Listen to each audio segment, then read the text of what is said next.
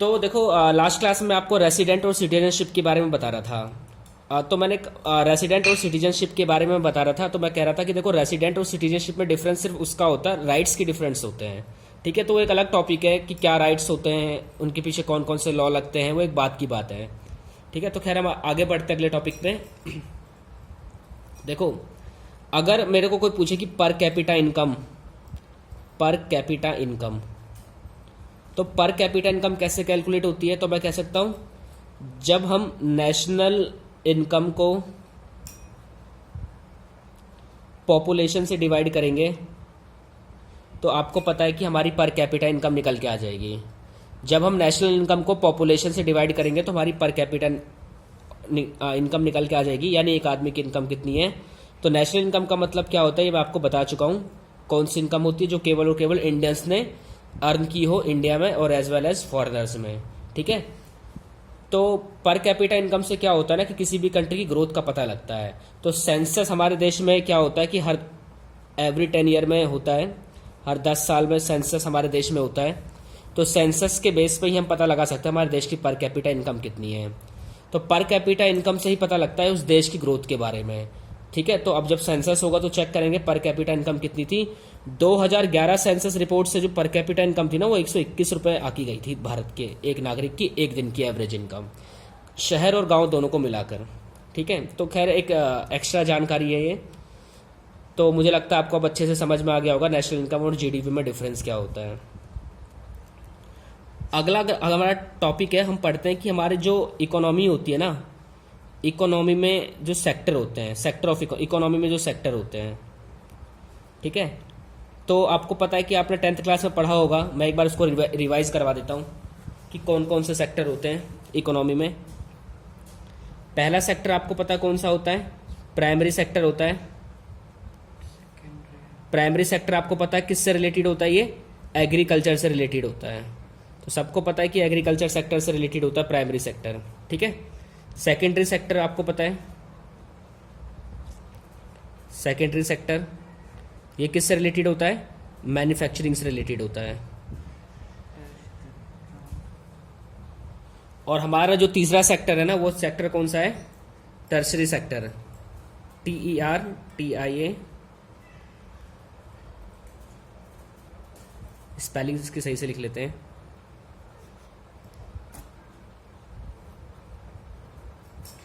जो tertiary sector होता है ना ये आपका बेसिकली सर्विस से रिलेटेड होता है। तो ये आपने पढ़ा होगा 10th क्लास के अंदर में कि इकोनॉमी में 3 तरह के सेक्टर होते हैं, प्राइमरी सेक्टर, सेकेंडरी सेक्टर और टर्सरी सेक्टर। अब देखो इन सेक्टरों में क्या क्या कैसे कैसे क्या क्या कहा गया है। हमारे देश में जो हमारे देश की मोस्टली पॉपुलेशन है ना वो एग्रीकल्चर सेक्टर पे डिपेंडेंट है। अगर आप चेक करोगे तो 65% से अबव पॉपुलेशन है जो हमारे देश में प्राइमरी सेक्टर पर डिपेंड रहती है अपने लाइवलीहुड के लिए, जीविका के लिए। और हमारे देश की जीडीपी में अगर सबसे ज़्यादा जो कंट्रीब्यूशन कोई करता है ना तो वो सर्विस सेक्टर करता है। हमारे देश की जीडीपी में आई थिंक 51% जो कंट्रीब्यूशन होता है ना वो टर्सरी सेक्टर का होता है। तो जरा आप इस चीज़ को समझो ध्यान से कि हमारे देश के सबसे ज़्यादा लोग कहाँ काम करते हैं, एग्रीकल्चर सेक्टर में, लेकिन कमाई सबसे ज़्यादा कौन से सेक्टर से होती है, सर्विस सेक्टर से होती है। तो यहाँ पर थोड़ा सा आपको अजीब सा लग रहा होगा कि लोग ज़्यादा लगे कहीं और है और कमाई सबसे ज़्यादा कहीं और से होती है। ठीक है, तो ये बेसिकली आपको पता होना चाहिए इसके बारे में कि आखिर ये सेक्टर है क्या चीज़ और किस सेक्टर से हमारे जीडीपी में सबसे ज़्यादा इनकम होती है। तो उसका आंसर था सर्विस सेक्टर से होती है। और सबसे ज़्यादा डिपेंडेंट हमारे देश में कौन से सेक्टर पर लोग रहते हैं, एग्रीकल्चर सेक्टर पर रहते हैं। ठीक है, अब देखते हैं कि हमें जो 12th क्लास में हमें पढ़ना है ना, हमें पढ़ना क्या क्या है, हमें कौन से सेक्टर को पढ़ना है और कैसे कैसे पढ़ना है। ध्यान से देखो,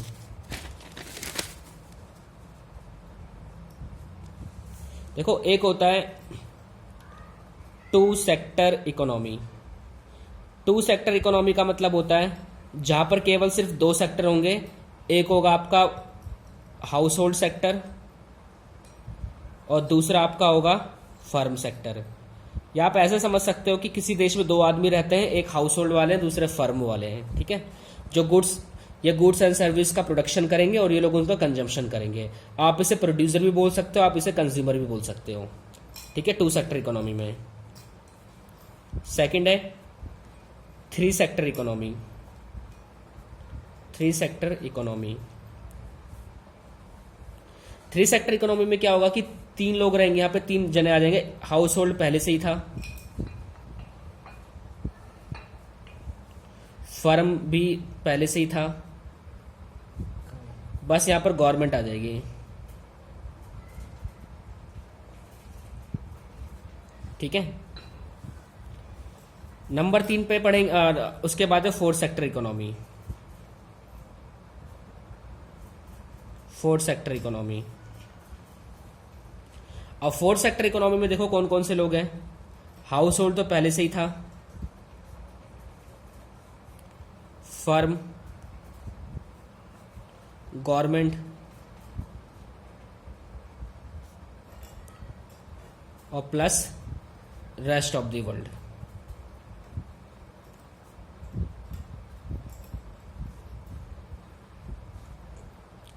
अब चेक करते हैं मैं पढ़ना क्या क्या है। Two sector economy, three sector economy, fourth sector economy. अगर आप हमारे सिलेबस को चेक करोगे 12th क्लास में, तो हमें ना तो फोर्थ सेक्टर इकोनॉमी पढ़नी है, ना हमें थ्री सेक्टर इकोनॉमी पढ़नी है। हमें पढ़ना है सिर्फ और सिर्फ two sector economy. Two sector economy का मतलब होता है कि इकोनॉमी में ऐसे सेक्टर, दो सेक्टर होंगे, एक होगा प्रोड्यूसर सेक्टर और दूसरा होगा कंज्यूमर सेक्टर। तो हमारी 12वीं क्लास में जो भी इकोनॉमिक्स, जो भी पॉइंट ऑफ व्यू पढ़े जाएंगे वो टू सेक्टर इकोनॉमी के पॉइंट ऑफ व्यू से पढ़े जाएंगे। इसलिए आपको इस बात का ध्यान रखना है शुरू से लेकर एंड तक कि हमारे सिलेबस में जो इकोनॉमी है वो टू सेक्टर इकोनॉमी के पॉइंट ऑफ व्यू से पढ़ा जाएगा सिर्फ और सिर्फ। थ्री सेक्टर और फोर्थ सेक्टर काफ़ी कॉम्प्लिकेटेड हो जाएगा, जो आपके मतलब ग्रेजुएशन में और पोस्ट ग्रेजुएशन में पढ़ा जाता है। इसलिए 12वीं क्लास तक तो सिर्फ यहीं तक ही सीमित है। ठीक है,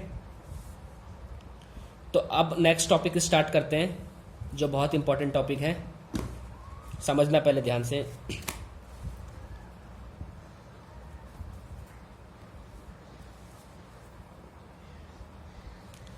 मैंने आपके सामने एक इंफॉर्मेशन लिखी है।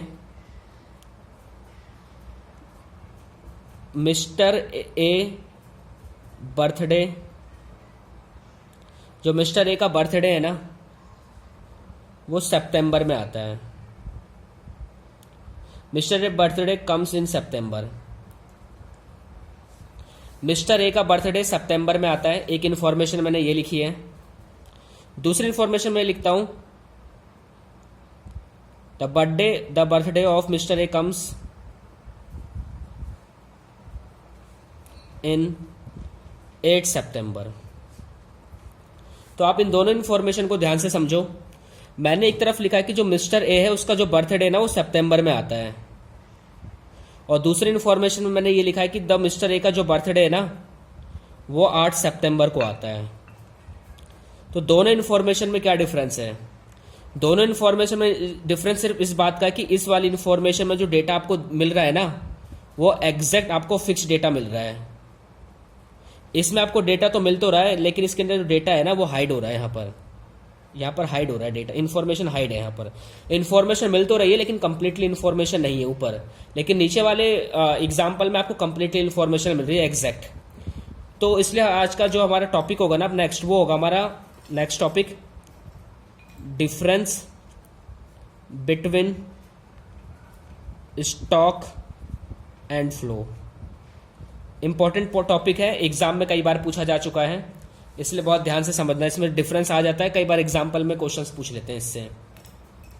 तो difference between stock and flow में डिफरेंस पूछा गया कि बताओ डिफरेंस क्या होता है स्टॉक एंड फ्लो में। तो देखो जो स्टॉक होता है ना बेसिकली वो ना किसी भी चीज की ना फिक्स चीज बताएगा, किसी भी चीज के बारे में फिक्स एग्जैक्ट जानकारी बताएगा, एग्जैक्ट इन्फॉर्मेशन बताएगा। और जो फ्लो होगा ना उसमें आपको इन्फॉर्मेशन तो मिलेगी लेकिन वो इन्फॉर्मेशन कंप्लीट नहीं मिलेगी आपको। हाइड इन इन्फॉर्मेशन, आपको इन्फॉर्मेशन कंप्लीटली नहीं मिलेगी। इसमें हो सकता है कि इन्फॉर्मेशन में हाइड कर ली गई हो, जैसे इसमें लिखा कि सितंबर में आता है, कौन से सितंबर को आता है ये पता नहीं है, लेकिन इतना पता है कि सितंबर में ही आता है। ठीक है, तो स्टॉक और फ्लो का जो कॉन्सेप्ट है इसका डिफरेंस समझेंगे कि दोनों में डिफरेंस क्या होता है। और यहाँ से क्वेश्चंस बहुत बार पूछा जाता है एग्जाम में, प्री बोर्ड में इस बार भी आया था क्वेश्चन यहाँ से, तो ध्यान से समझना इस टॉपिक को, difference between stock and flow में।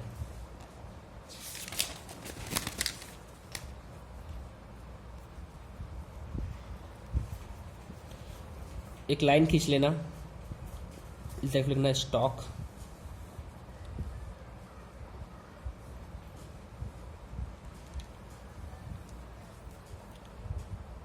इसको ना हम अगली क्लास में डिस्कस करते हैं, स्टॉक और फ्लो में डिफरेंस क्या होता है। तो मैं एक बार जाने से पहले बता देता हूं कि जो स्टॉक होता है ना, वो किसी भी चीज के बारे में एग्जैक्ट फिक्स इन्फॉर्मेशन बताएगा, ठीक है, जिसको पढ़ते ही पता लगेगा। जो फ्लो होगा वो आपको इन्फॉर्मेशन बताएगा, लेकिन वहां पे इन्फॉर्मेशन हाइड रहेगी, आप कह सकते हो आप इनकम्प्लीट इन्फॉर्मेशन है, ठीक है। तो उसको अगली क्लास में डिस्कस करते हैं, नेक्स्ट क्लास में इन दोनों में डिफरेंस क्या और क्वेश्चन एग्जाम में यहाँ से क्या पूछता है वो, ठीक है।